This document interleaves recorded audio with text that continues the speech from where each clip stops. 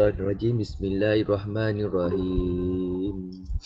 Nahmadu wa nasta'inu wa nastaghfiru wa na'udzu billahi min syururi anfusina wa min sayyiati a'malina.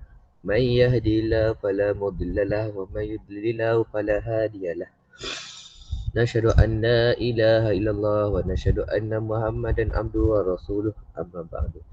Waitu ta'alluma wa ta'lim wa tadhakkura wa tadhkir wa ifadata wal istifadah wa nafa wal intifa' wal hasu 'ala tamassuki bi kitabillah wa sunnati rasulillah sallallahu alaihi wasallam wa du'a lil huda wa dilalata 'ala al khair li ibtigha'i awjillahi wa mardati wa qurbi wa thawabi amin.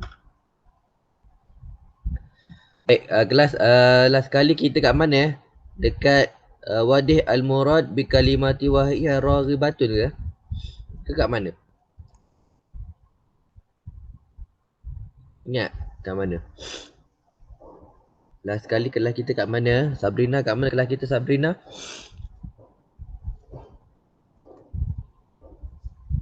Nazira kelas kita kat mana?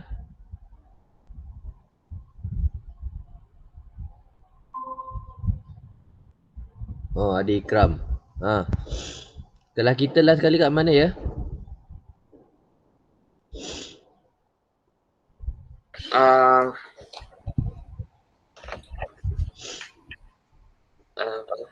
Isyrah qaluhu ta'ala la yanhaakumullah. Okey. Dah baca belum yang tu? Belum. Okey, baik. Terima kasih atas respon. Baik. Bismillahirrahmanirrahim. Kita akan teruskan kepada Isyrah.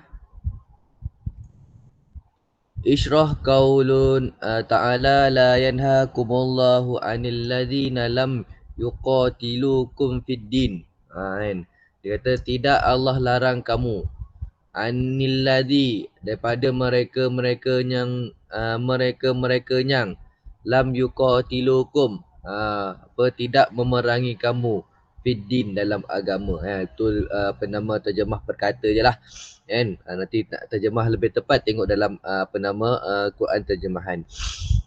Jadi dia kata apa maksud apakah maksud daripada ayat ini? Secara umum dia kata la yanhaakum, tiada larangan bagi kamu anil ihsan, daripada berbuat baik. Ihsan ni berbuat baik sehabis baik lah kan. Ihsan biru tu baik, ihsan ni lebih baik daripada baik. Okey. Ilal kufrah, kepada orang yang kafir, kan, kepada orang yang kafir, allazi yang la yuqatilukum, tidak memerangi akan kamu fiddin dalam agama. Kalau orang kafir tu dia tak melawan kita, tak menunjukkan kebencian pada kita, kita boleh buat baik pada dia, kan. Ini kalau contoh cakap Islam ni agama teroris, agama pembunuh, kan. Yang tu maksudnya apa? Dia menunjukkan kebencian dia, macam contoh DAP kan. 2 hari lepas, 3 hari lepas kan. Semalam pun rasanya. Kan? Jadi menunjukkan kepada kebencian pada agama. Yang itu antara sifat yang membolehkan mereka itu diperangi. Mereka bukan kafir zimmi dah. Mereka tak dipanggil kafir zimmi. Pasal apa? Mereka itu menunjukkan menunjukkan kepada kebencian kepada Islam. Itu bukan kafir zimmi. Kalau kafir zimmi, dia tak menunjukkan tak menunjukkan kebencian pada Islam. Bahkan dia dia minta mereka ini orang yang bekerjasama dengan Islam. Bahkan mereka ni dah tomak ninah pula dengan Islam, kan. Hati dia tenang je dengan Islam, kan. Okey, itu yang dimaksudkan dengan ihsan tu. Dengan syarat mereka itu tidak memerangi agama. Apa maksud memerangi agama? Tak menunjukkan kebencian. Tak menunjukkan kebencian ataupun macam-macam lah cara menaikkan kebencian, kan. Okey.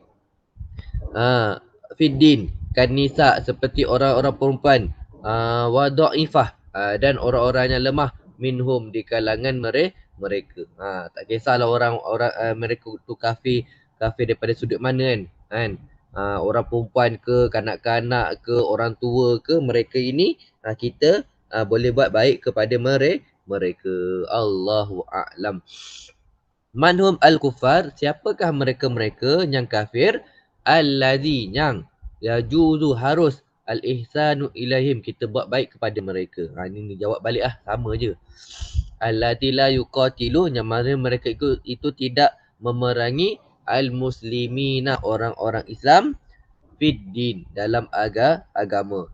Kanisa wasibyan, seperti anak perempuan, kanak-kanak, dha'ifah minhum, dan golongan yang lemah di kalangan mereka. Okey. Lepas tu tengok bawah tu dia sebut kat situ isyrah qaulun nabi, syarahkan sabdaan nabi, sili ummiki, sambunglah silaturahim dengan emak engkau. Sili ummuki, sambunglah silaturahim dengan emak engkau. Apakah maksud dia? Ahsini ummuki, buatlah baik kepada bolehkah aku buat baik kepada ahsini ummuki wa a'zimuha. Okey, buatlah baik kepada emak engkau. Wa a'tifuha wa a'tafuha, dan berlemah lembutlah kepadanya. Wa aqbali hadiyataha, dan terimalah hadiah dia.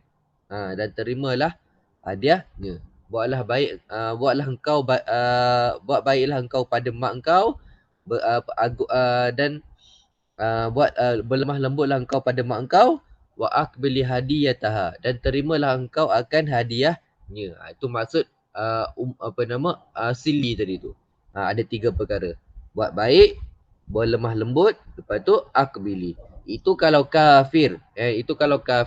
Kalau memang Islam macam mana? Lagi-lagilah. Lagi-lagi lah. Lepas tu maksudnya kedua ialah la taqta'i. Janganlah kamu potong. Janganlah engkau tu kembali kepada tadi Asma tadi tu. Janganlah engkau potong silaturahim bainaka wa baina ummuka, di antara engkau dan mak engkau, walau kanat kafirah, sekalipun dia tu orang kafir.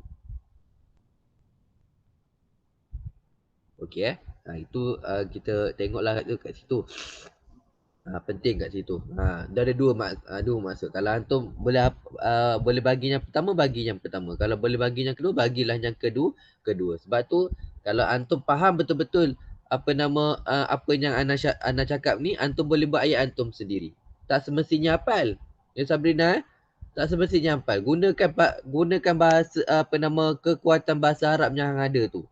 Jadi kalau tak mampu hafal, kalau mampu buat ayat sendiri. Tak ada masalah kan. Yang penting maksud dia tu sama.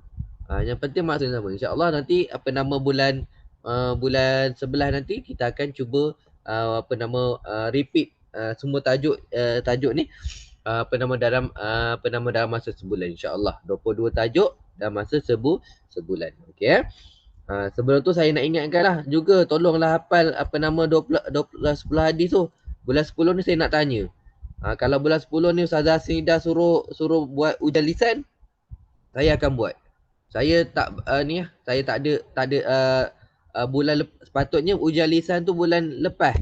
Tapi saya kata dekat Ustazah Sida, ramai pelajar baru tak adil. Kan? Ramai pelajar baru tak adil. So saya gantikan ujian lisan tu. Asalnya untuk saya kena tanya ujian lisan tu 12 hadis tersebut bulan lepas. Tapi saya saya bahasanya saya fikirkan kemaslahatan hampa. Saya tak nak hampa attention sangat. So saya kata minta kat Ustazah Sinda buat masa buka sekolah nanti. So bulan 10. Saya cakap tolong bulan 10 12 hadis. Bulan 10 12 hadis semua kena hafal. Saya akan cek seorang-seorang. Macam mana nanti saya ni lah. Saya akan buat lah. Okey. Lepas tu kita akan ulang balik 22 hadis baca dalam masa sebulan. InsyaAllah saya akan cuba. Sekarang ni ada berapa hadis lagi tak baca Sabrina? Kita ada 22 hadis. Ada berapa hadis lagi tak baca? Kira tak? Tadi tu saya suruh kira kan? Tak apa, nanti lepas ni. Nanti tolong senaraikan saya hadis 22 hadis yang apa namanya dah baca, lepas tu yang kena masuk, lepas tu yang dah baca letak tanda apa nama right tu warna hijau tu. Okey, tak apa. Okey, tengok Lepas seterusnya, kaifa tajibu. Maka bagaimanakah tajibu nak jawab idza hamala qaulin, jika terdapat kata-kata jika nak menanggung kat situ. Jika nak menanggung. Hamala tu menanggung, qaulur rawi kata perawi, raghibatun itu raghibatun tu kan saya kata ada dua tu kan, keinginan kan. Raghibah tu ada raghibah tu ada maksudnya ialah keinginan. Raghibah tu pula dalam bahasa Arab ada dua. Raghibaan, raghibah fi. So fil Islam. Okey, pada Islam. Kat situ dia kata kat situ keinginan tu apa maksud dia? Lam yastalzimu kusulu islamuha. Tidak melazimkan sampai kepada keislamannya. Kan? Maksudnya apa? Kehendak si siapa nama? Kehendak mak dia mak Ummu Asma tadi tu, kan?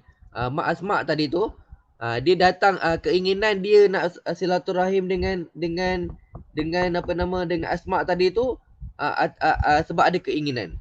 Jadi perawi tadi tu macam mana kita nak menanggung perkataan rawi tadi tu penama rawi tadi tu nak mengatakan sama ada ribatun tu dengan maksud keinginan hanya nak silaturahim dengan Asma saja, ataupun keinginan sebab dia nak masuk Islam. Faham tak? Dia ada dua maksud kat situ. Sebab raghibaan dengan maksud hanya nak tahu saja, dia tu lebih pada apa? Lebih pada nak silaturahim dengan Asma. Adapun raghibah fi, dia lebih pada apa? Dia keinginan dia tu untuk buat baik dengan Asma, dan dalam masa yang sama dia nak dia nak masuk dalam Islam. Itu maksud kena faham. Raghibah fi, raghibaan. Maksudnya raghibaan tu maksudnya menentang lah. Kalau terjemahnya menentang, tapi untuk memahamkan siyakul kalam dalam hadis ni, nak memahamkan raghiba fi, iaitu dia nak silaturahim dengan Asma, dalam masa yang sama dia nak masuk ada keinginan nak masuk Islam. Raghibaan, dia dia nak buat baik dengan dia nak silaturahim dengan Asma saja, dalam keadaan dia tak ada keinginan nak masuk Islam, ataupun istilahnya mungkin dia nak buat baik tu nak cari keburukan Islam dan Asma tu sendiri. Faham tak saya cakap tu? Itu masuk raghiba fi, raghibaan. Okey, cukup. Jadi tu sebab tu dia kata apa, macam mana kita nak jawab jika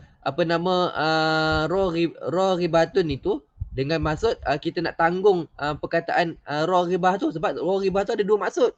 Raghibaan ke raghibah fi. Okey. Dia kata lam yastalzimu khusul Islam, kerana tidak melazimi mak Asma tadi tu mak Asma tadi tu masuk Islam. Tak ada bukti.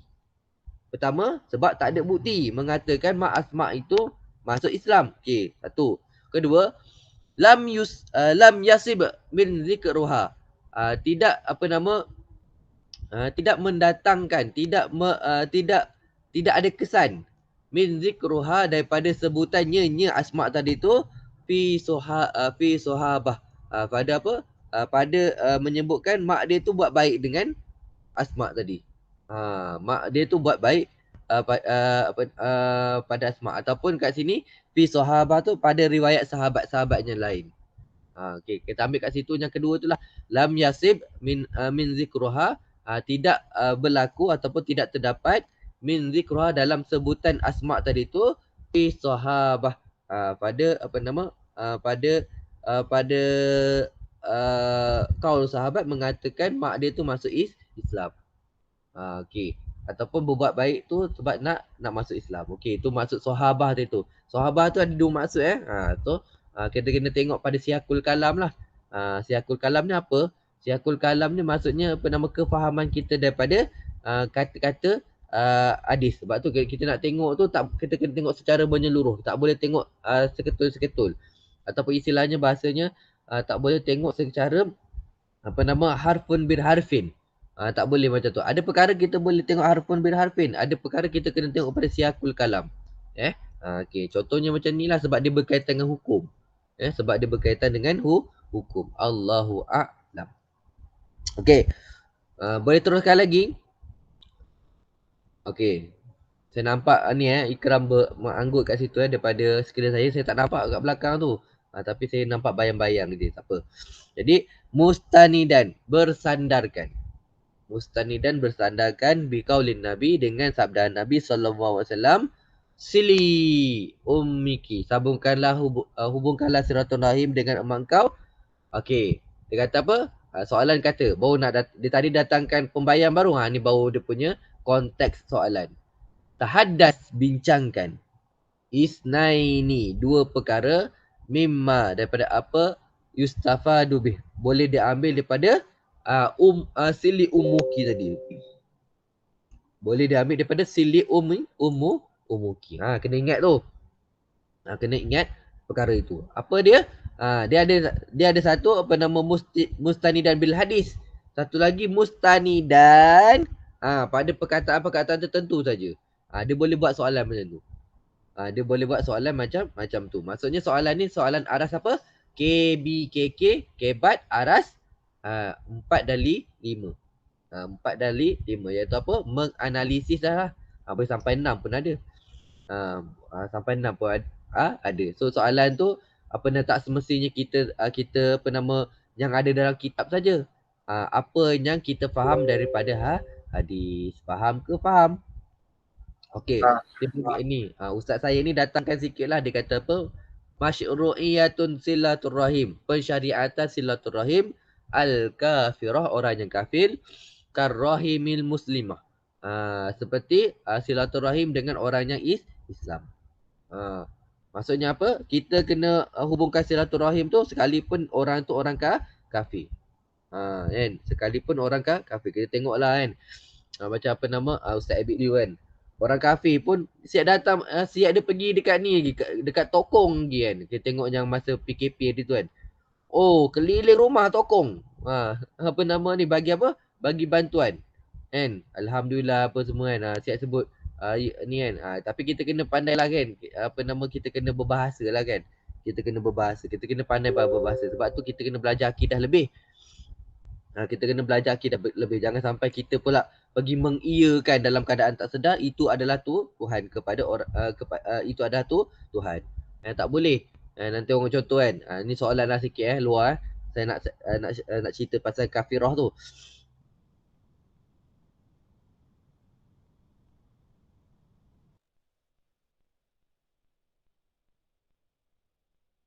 Ustaz, mic.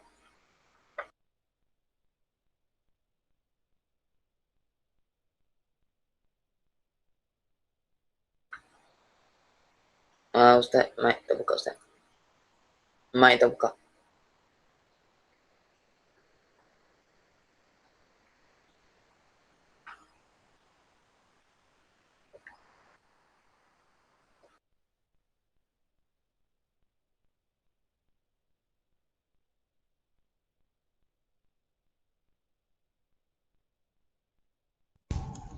Okey, dengar tak? Dengar. Okey, dengar suara saya? Dengar Ustaz. Okey, tadi sampai saya cakap yang dengar sampai mana tadi?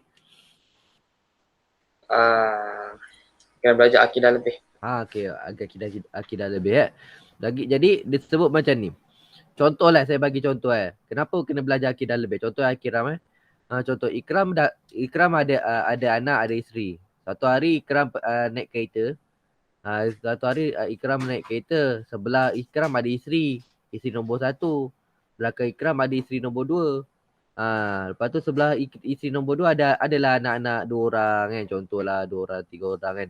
Nak jadi ceritanya, dalam keadaan Ikram tengah memandu tu, tiba-tiba lalu dekat sebelah dekat sebelah Tokong. Okey. Ikram lalu sebelah Tokong. Tiba-tiba anak Ikram ni bijak-bijak belaka kan. Dia tanya, apa tu apa kan? Itu apa? Nampak dia tunjuk ke arah Tokong. Apa Ikram nak jawab?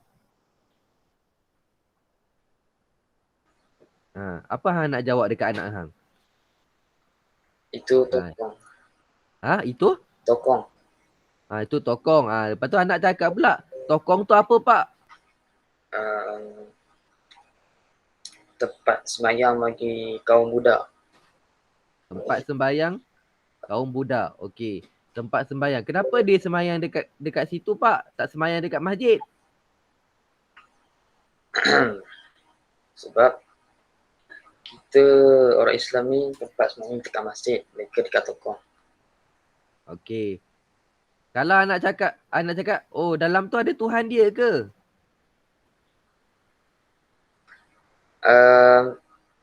Dalam dia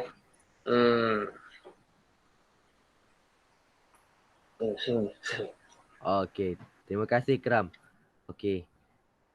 Tu Sabrina kita kena bersedia dengan soalan-soalan macam tu. Anak-anak kita ni, kita tak tahu dia nak tanya apa tau. Dulu pun saya ada juga kebodohan macam tu, saya pun tak tahu nak jawab apa. Tapi saya pernah jumpa anak-anak yang bijak pandai ni kan, dia tanya soalannya pelik-pelik. Bapak dia nasib baiklah, bapak dia pesyarah. Kan? Bapak dia pesyarah. Dia mensyarahkan dia cerita ke anak dia tu apa dengan betul. Dia meletakkan kaedah berfikir yang betul pada anak-anak dia. Jadi kan, soalannya terakhir tu Ikram angkat tangan. Ya. Bagus Ikram, bukan semua orang boleh jawab soalan tu.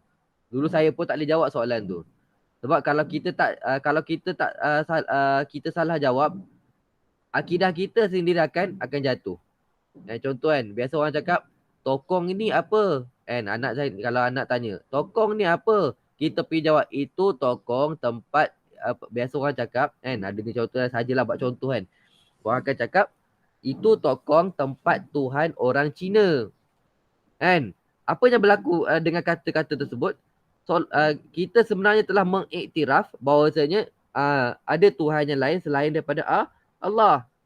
Maka apa yang berlaku? Akidah kita batal. Sedangkan kita kena iktikad satu je. Allah itu ialah Tuhan kita. Allah itu ialah Tuhan kita. Jadi bila kita kata macam tu, ada tak istilahnya kita mengisbatkan ataupun kita mengiktikadkan, kita meletakkan bahawasanya ada Tuhan selain daripada Allah? Betul tak Samina? Ada kan? Dengan kata-kata macam tu. So, soalan saya apa yang terakhir Ikram? Saya kata apa? Soalan yang terakhir saya cakap tadi? Jangan isbatkan. Tak, soalan yang anak tadi cakap. Kenapa Tuhan kat tokong? Kenapa Tuhan? Tuhan depa ada kat tokong ke? Contoh kan. Tuhan depa ada kat tokong ke? Okey. Jawapan yang paling baik ialah kita jawab bila kat situ ialah kita jangan cakap Tuhan. Kita kata apa? Itu adalah kepercayaan, itu tempat sembahyang bagi kepercayaan orang Cina ataupun Buddha. Sebab depa ni kepercayaan saja. Sebab tu agama ni, kalau kita tengok takrifan agama ni ialah mengiktikadkan bahawasanya Allah itu Esa. Mengiktikadkan Allah itu Esa. Mengiktikadkan Allah itu Esa. Jadi bila kata mengiktikadkan Allah itu Esa, kita tak boleh kata ada selain daripada Tuhan yang lain selain daripada Allah. Allahu a'lam. Okey, saya nak tunjuk kat situ je lah. Saya nak tunjuk kat situ. Okey. Saya nak cerita tentang situ sebab apa nama? Kita macam Ustaz Abid Liu tu. Yang contoh saya nak cerita pasal Ustaz Abid Liu tu lah. Jangan sampai satu masa nanti kita pula nak terlalu tasamuh, terlalu berlapang diri, melonggar-longgarkan sampai terlalu longgar sampai apa? Menyebabkan agama kita ni tak ada nilai dah. Itu maksud saya. Jangan sampai macam tu. Kita ni kita kena jadi orang Islam tu, biar jadi orang Islam yang ada pegangan. Ada pegangan. Kita punya iktikad. Iktikad tu pegangan lah kan. Nak jadi je, kalau jangan sampai kita jadi macam tu. Bukan saya kata Ustaz Abiliu tu, dan saya nak cerita Ustaz Abiliu tu bagus lah sebab pasal apa? Dia firm. Apa nama, dia kata ayat dia saya dengar ayat dia cakap betul lah apa nama you ada you punya kepercayaan, kami punya kepercayaan tu apa nama, you ada you punya you ada you punya Tuhan, saya ada saya punya Tuhan. Dia cakap macam tu, kepercayaan. Ayat dia lapik dengan kepercayaan. So kita kena lapik dengan perkataan kepercayaan tu. Pasal apa? Tak sekali kita mengatakan dia Tuhan apa nama kepercayaan dia, bahawasanya kepercayaan dia kata yang dia sembah itu adalah Tuhan, itu adalah Tuhan. Kita kata apa? Itu hanya kepercayaan dia. Bukannya kepercayaan kita. Kita mengatakan kepercayaan kita ialah Tuhan kita ada satu. Faham ke faham saya cakap tu? Berhati-hati. Okey. Itu nak ceritanya silaturahim jangan sampai apa nama mengobarkan akidah. Albirru bil walidaini, berbuat baik pada kedua ibu bapa walau kanu kafirina, sekalipun mereka itu kafir. Jawazu qubulil hadiyah, harus menerima hadiah minal musyrikin, daripada orang kafir. Okey. Tu sikit. Monggo terus. Bayin. Bayin isnaini ma yurshidu ilaihil hadzal hadis. Okey, ini boleh baca sendiri sebenarnya, sajalah. And jawazul hadiyah lil musyrikin la siyama, sekalipun. La siyama dengan maksud sekalipun. Idza kanu min zawil qurba, sekalipun mereka itu apa nama kaum kerabat. Okey. Masyru'iyatu silaturrahim kafirah karrahiman muslimah. Pensyariatan silaturrahim apa nama orang yang kafir sama seperti silaturahim dengan orang Islam. Jawazul muwada'atun, harus menjemput. Muwada'ah, menjemput ahlul harbi, apa nama orang kafir harbi, wa muamalatuhum, dan berbuat apa nama buat hubungan apa nama berhubungan dengan mereka zamanul hudnah, pada zaman yang tenang. Maksudnya boleh buatlah perjanjian kan. Boleh buat apa nama ni. Kalau zaman tenang kita boleh buat apa nama boleh buat hubungan diplomatik. At-tahri fi umuriddin. Apa nama ni saya kata tadi tu. Apa nama kelonggaran dalam urusan agama. Wa su'alu ahli ilmi. Dan bertanya ahli ilmu amma la na'lam, tentang apa yang tak kita ketahui. Itulah sikit itu ingatan kita lah. Jangan sampai kita terlalu longgar. Longgar tu ikut agama, bukan ikut kita. Itu sahaja. Alhamdulillah. Okey. Tajuk seterusnya apa dia?